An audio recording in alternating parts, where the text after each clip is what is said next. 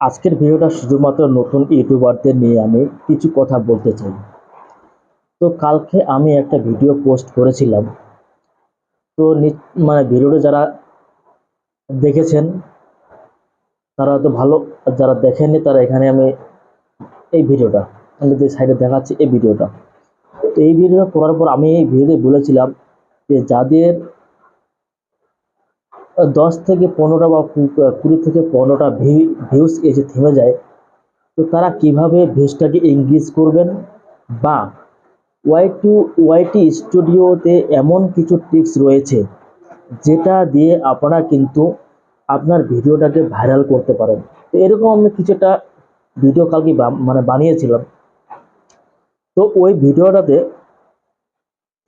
ভিডিওটাতে একটি ভাই আমাকে কমেন্ট করেছে, আমি নাম বলছি না। তো ওই ভাইটি আমাকে বলেছে যে দাদা আপনার তো 4টা ভিউজ। তো আমি তাকে কিছু বলছি না, সে যার যেটা কমেন্ট করতে পারে। কিন্তু ওই দাদাটা হয়তো বা জানে না যে এটি আমার নতুন চ্যানেল। যদি নিচের ভিডিওগুলো দেখতো তাহলে কিন্তু 50-এর উপরে ভিউজ পেত, ভিউজ দেখতে পেত আর কি। তো জানি না দাদাটা কি ইয়ার্কি করছে নাকি, জানি না।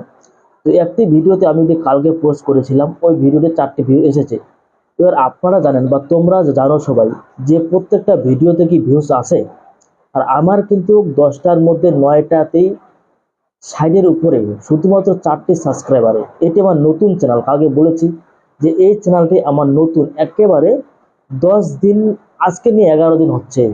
11 দিনে আমি 854 852টা ভিউজ আমি গেইন করেছি কিন্তু।